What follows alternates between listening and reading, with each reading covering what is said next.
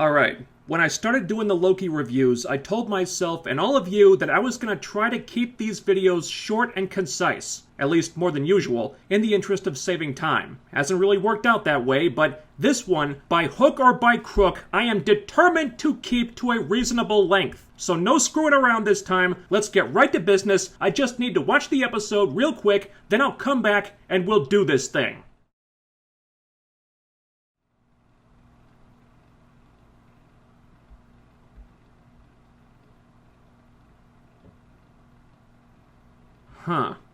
So the episode begins, promisingly, with another really amazing shot where the camera is zooming through the universe until we're outside the universe, and adjacent to the universe is the void, where Loki and Sylvie are about to meet the person behind all this craziness. The shot is gorgeous, and I hope you enjoyed it because between that and the sets in this episode, I think that's where the last of the show's budget went. There's some stalling, get used to that, as Loki and Sylvie try to psych themselves up before they enter the creepy haunted castle, then the doors just open for them. The inside of the castle looks beautiful. It's very ominous, and it's got all these cracks, or what look like cracks, painted on the walls, which I think are supposed to represent the sacred timeline, or cracks in reality, possibly. Suddenly, Miss Minutes appears and says he who remains, the person who created all this and controls everything, is very impressed with them. Also, he's been rejiggering the timeline and has a way to reinsert them both back into it in such a way that won't disrupt anything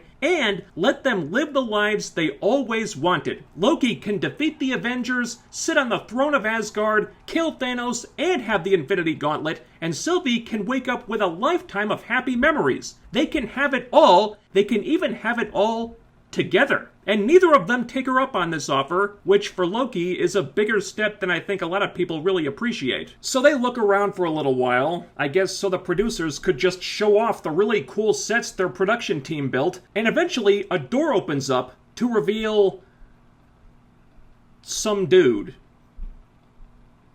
Not a monster, not a god, not an omnipotent something or other, just some dude. A seemingly normal, affable, friendly dude, just sitting on a couch eating an apple.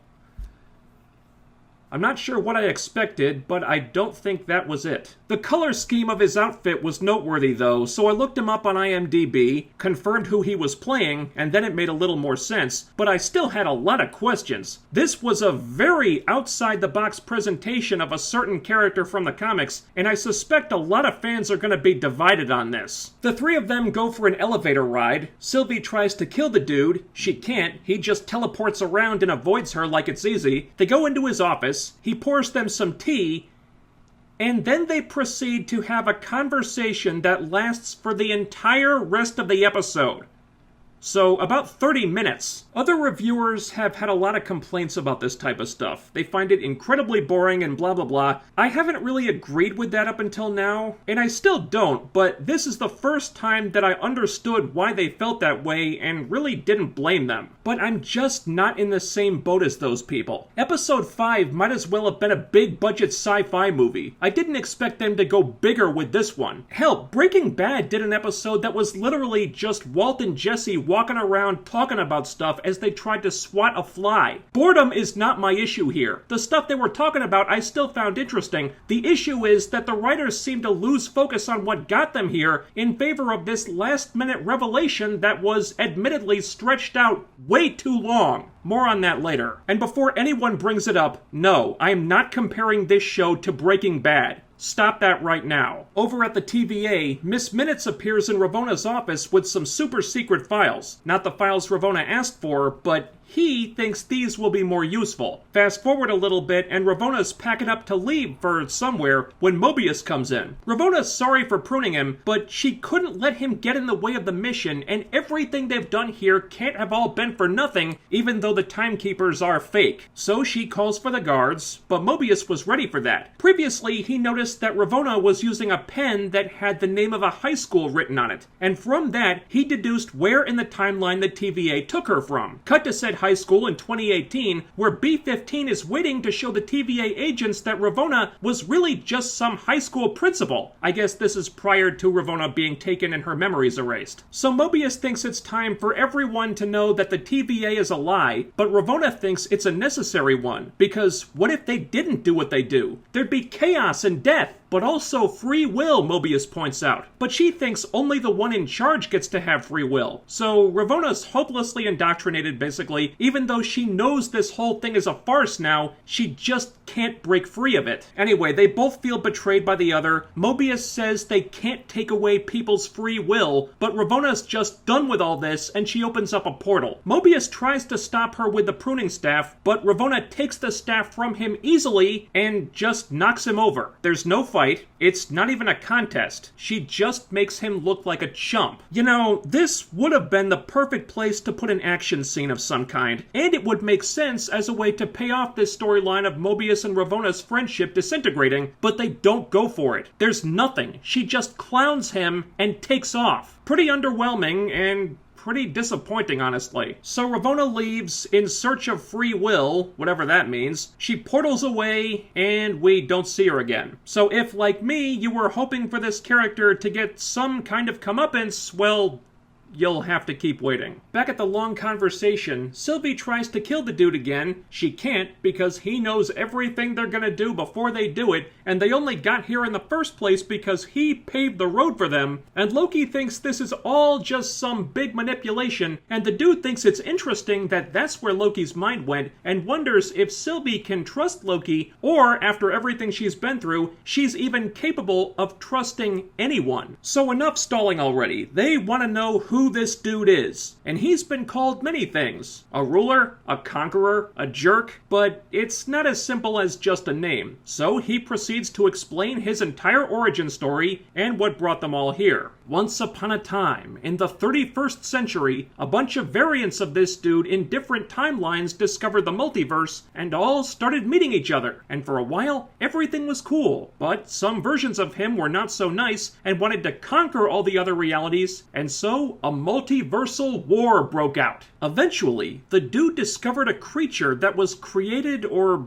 birthed from all the tears in reality that was capable of consuming time and space itself. Alliath. He harnessed Alliath's power, weaponized it, used it to end the war, and once he isolated the timeline, all he had to do was manage everything and stop branches from popping up and giving way to more chaos, hence the TVA and ages of quote-unquote order. This doesn't explain why the dog and pony show with the timekeepers was necessary, and I'm still wondering about that even now, but this episode's got bigger problems than that stuff. So basically, Loki and Sylvie came to kill the dude, but he's the one keeping them safe. And without him, the order that's chafing them so much goes back to unruly chaos! And then they'd have to deal with his variants, some of whom are much, much worse than he is. It's the devil they know, or the devils they don't. Or Loki and Sylvie can have his job. He's been doing this for ages, he's older than he looks, he's tired, and he just wants to be done with everything. And he's been looking for a long time through every possible scenario to find the right person to take over for him, and he thinks Loki and Sylvie are it. I'm not sure why he thinks that, considering all the reasons, but he does. So they can kill him and start a multiversal war, or they can take over the TVA and run it themselves. That's the short version. I'm condensing a lot of this because there's a lot to condense here. Sylvie thinks this dude treats people's lives like there's some kind of game, and it may not be personal to him, but it's personal to her. He tells her to grow up, since they're all villains here who have all done terrible things, and he's not wrong about that, but now they have a chance to do them for a good reason. Then there's a weird, long, silent moment when the dude senses something, and he realizes that they just crossed the threshold. He only knew how everything was going to go up to a certain point, and now they're past that point. Why is there this arbitrary moment beyond which he doesn't know anything? Beats the hell out of me. They really don't explain it, but it means Loki and Sylvie can kill him now if they want to, and he really wants them to make the choice of whether or not to do this, so he takes off his temp pad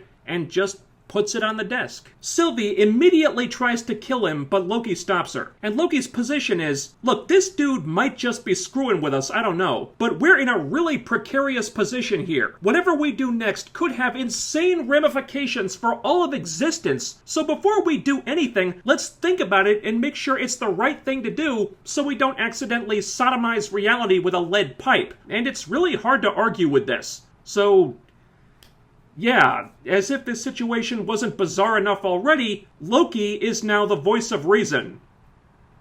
That's where we are. But Sylvie's not having it. The author of her pain is just sitting there, and after everything she's been through, she wants her revenge. So she's not thinking with her brain right now. She's like, what was I thinking trusting you, Loki? You just want the throne for yourself! Never mind the fact that Loki was just offered a throne a few minutes ago and turned it down, and Loki gets offended by this. Oh sure, after all this, it was all just a con. You never really trusted me, did you? Never mind the fact that Loki's whole identity is built on him being the most untrustworthy guy ever. He tries to get her to understand that this is bigger than them, but Sylvie just won't listen because she can't trust and Loki can't be trusted, so they fight. Finally, there's an action scene after about half an hour of talking, because you gotta give the action junkies a little red meat, I guess. The fight is fine. Loki starts teleporting during it. I don't recall him ever having that power before, or if he did, he hasn't used it in a long time. Maybe he learned it from watching Old Man Loki, who knows. Finally, Sylvie attacks the dude, and Loki teleports right in front of her sword, stopping her at the last second. Getting kinda misty-eyed, so this is a rare moment of genuineness for Loki, he says that he's been where Sylvie is. He's felt the same way she feels, and he doesn't want the throne. He doesn't want to hurt her. He just wants her to be okay.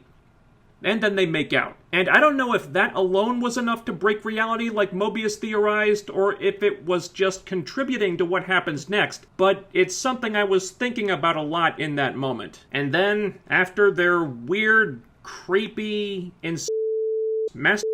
makeout session, Sylvie says, but I'm not you. She grabs the temp pad, uses it to portal Loki back to the TVA, then kills the dude, and he says, I'll see you soon. Or a different version of him will, I guess. Sylvie collapses to the ground. Outside the window, we can see the sacred timeline branching off into a million different directions. So, love it or hate it, I guess this is the start of the multiverse. Meaning that somewhere out there in all those branches, Eric Foreman is meeting the Venom symbiote while emo Tobey Maguire dances like a jackass, Ben Affleck suits up as Daredevil, Electro is repeating Jim Carrey's arc from Batman Forever, Eddie Brock is becoming a cannibal and fighting Woody Harrelson in a Ronald McDonald wig, and Kick-Ass is being cast as the lead in the most unnecessary supervillain spin-off movie of all time. What the hell have we unleashed? I mean, maybe the X-Men are out there too, but oh my god, I already have a headache. So Loki takes a minute to be sad that the girl he liked wanted to reality instead of him. Man, that's gotta suck when all of existence slows your roll. Then he gets up and races off to find Mobius. Mobius and B-15 are processing the chaos unfolding everywhere, wondering how the hell they're supposed to stop it, but Loki runs in and says they can't stop it. They freed the timeline, and now countless versions of this super dangerous dude are coming, and they need to prepare. But swerve, Mobius and B-15 have no idea who Loki is now. Then Loki looks out and sees that the giant statue of the Timekeepers is now a giant statue of the dude wearing the costume of Kang the Conqueror. So was Loki portaled to a different timeline, or was the original one altered after Sylvie did what she did? I don't know, and we don't find out, because it looks like Season 2 is going to be a thing, so why not leave them on a cliffhanger? I went into this finale feeling like whether the show worked or not was going to depend on if the writers could stick the landing. The problem is, this wasn't really a landing at all. I said before that this show was kind of a Loki character study. That's not how it was advertised, which I think may have backfired on them, but that's more or less what it was. In that capacity, I had been really enjoying it, and I thought the show was at its best when it was exploring Loki as a person. I thought that yielded some really interesting character stuff. The issue I'm having now is that this episode wasn't really about Loki. It was a little bit, but it was a lot more focused on this last-minute swerve where they introduced Kang and then set the stage for a lot of other stuff. Far From Home, Multiverse of Madness, madness and who knows what else. So I don't know if Kang is meant to be the new Thanos or what, but this felt more like his show than Loki's all of a sudden. It wasn't really about capping off the season, it was about, boom! Here's Kang, everybody! And the way they did this was so long-winded. There were a number of moments here where it didn't feel like they were doing anything but stalling for time. I guess because the writers didn't have any story left. And it's not that it was boring. Knock it off with that shit. I thought the stuff they were talking about was still interesting, though there was an awful lot of telling and not much showing, but it took way too long to get to the point. They reiterated that whole, you have a choice, you can either do this thing or this other thing like 3 or 4 times. There was a much more efficient way to get from A to B here, and they just didn't go for it. Now, I am glad that they took the time to establish a lot of gravity around this situation. That's better than them rushing through everything, but it was just too damn much. You could have cut to the chase a lot quicker than this. You also could have had a few more action beats in there. Mobius and Ravonna could have had an actual fight, for example. I don't know why the hell they didn't. The writers basically threw the pacing out the window here in favor of introducing this new villain through a really slow, long, drawn-out, repetitive conversation that even I thought was excessive. I'd been giving them a pass on that stuff up until now because those long conversations had been deconstructing characters and whatnot, but you've got to keep in mind what most of the audience is tuning in for, and I'm pretty sure it wasn't this. I still like the season as a whole. I didn't even really dislike this episode, but I can't make excuses for it either. If you didn't like it, go ahead. I'm not going to fight you on that. So, how to rate this season overall? I'm not really sure. They had some really impressive high points. It was incredibly ambitious with some of the stuff it did on the production end. I really enjoyed a lot of the concepts they were exploring about reality and free will, and the stuff I was most concerned about, Loki's character and the time travel stuff, turned out to be quite good. I was really digging what they did with Loki's character, and I think they plugged enough of the holes that come along with any time travel story that they made it work surprisingly well. But like I said, a lot of it was going to depend on the ending, and turns out this wasn't really an ending. It was more like an inexplicable detour into something else because they had to introduce Kang and the multiverse, and also because they're getting a second season, so they couldn't wrap everything up yet. And as interesting as the ideas might have been, that didn't feel like the most effective way to finish Loki Season 1. So that's gonna bring the rating down a little bit. It's borderline. I really wanted to go higher, but here we are. This episode felt like the writers got too self-indulgent rather than doing something that would be more crowd-pleasing, and they wound up with a different type of finale than the one they needed. I still think this is the best of the Marvel Disney Plus shows so far, and I doubt that'll change for a while. I mean, what's the next one? Ms. Marvel? But that's gonna be it for Loki for the time being, and my attempts to keep these videos short was a complete failure. Maybe I can try again with some other show. Who knows? Anyway, thanks for watching. Hope you enjoyed the review. And while you're here, leave a comment down below, ding that bell icon, and follow me on social media so you'll always know when I upload new stuff. I also have a live streaming channel now. The links are down there. Thumbs up the video, share, subscribe. Make sure you're still subscribed, and I'll be back with more soon. So stay tuned for that. Do all the YouTube things, and I'll see you next time.